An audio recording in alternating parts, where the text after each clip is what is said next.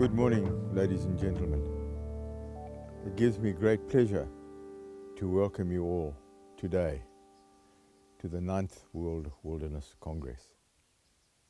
I deeply regret that I'm not able to be with you personally. I would like to salute you all too. You come from many different countries and you are all engaged in a momentous struggle to ensure that wilderness and wildlands continue to exist on this planet. They are enormously important to every single human being. And the battle that you fight for the world. I have to thank many people, but first I would like to thank the Mexican government and the Ministry of the Environment in particular for the enormous amount of help that they have given to Vance Martin and his team, to Jaime Rojo, who is the director of WILD9, and the Secretariat who support him.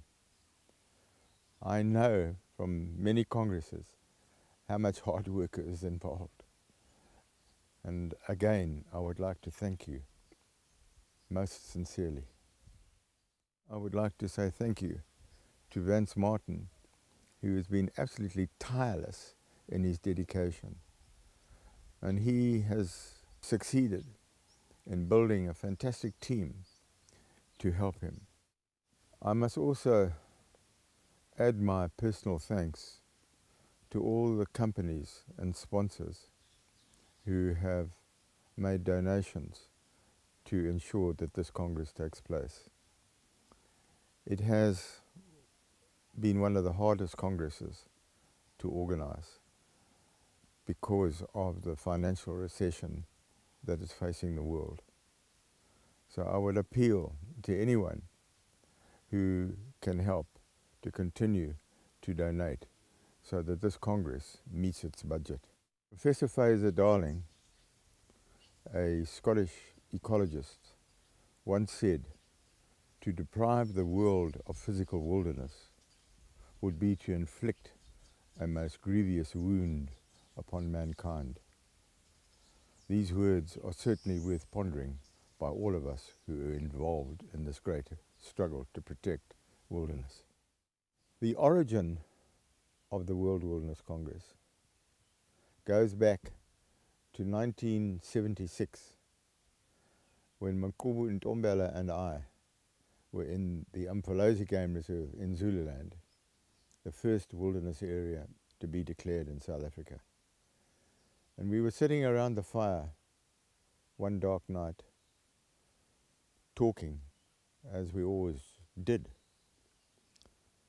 and also listening to the sounds of wild Africa just beyond us.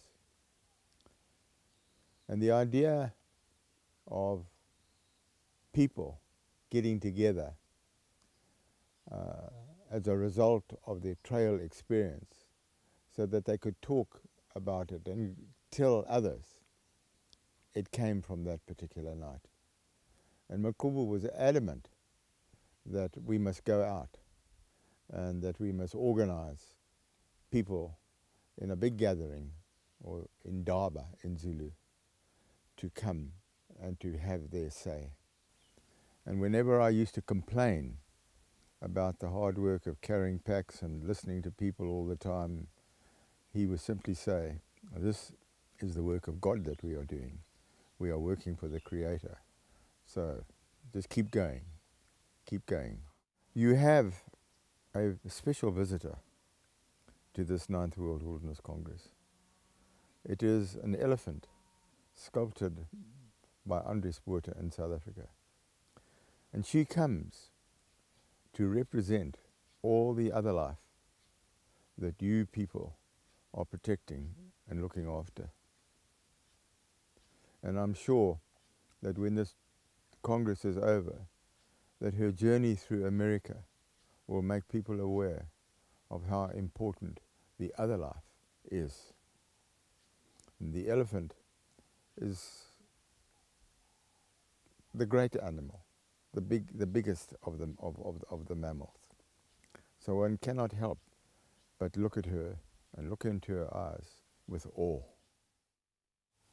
In the protection of wilderness, we are not only protecting the wild animals and the birds and all the other species, but we are also helping to ensure that the spiritual value of these wildlands is understood by human beings. These wildlands and wilderness areas are of great spiritual importance to every single one of us. I need hardly add that there's not a religion in the world where the founders did not go out into the wilderness. Jesus Christ, his 40 days and 40 nights, Muhammad and Buddha all got their inspiration from the wilderness. In conclusion, let me leave you with the words of Grey Owl, who was an Englishman who became a native Canadian and joined the Ojibwe people in Ontario. He was the man who fought long and hard for the protection of wilderness and the beavers.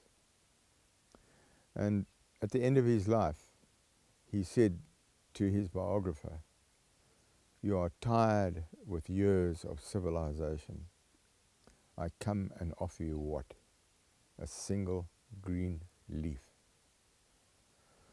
So I leave you with that, and I hope that in your hard moments, in the dark times that we all face in the conservation world, you will remember the green leaf, which comes into bud every spring and is a source of inspiration to us all. Thank you for your patience and listening.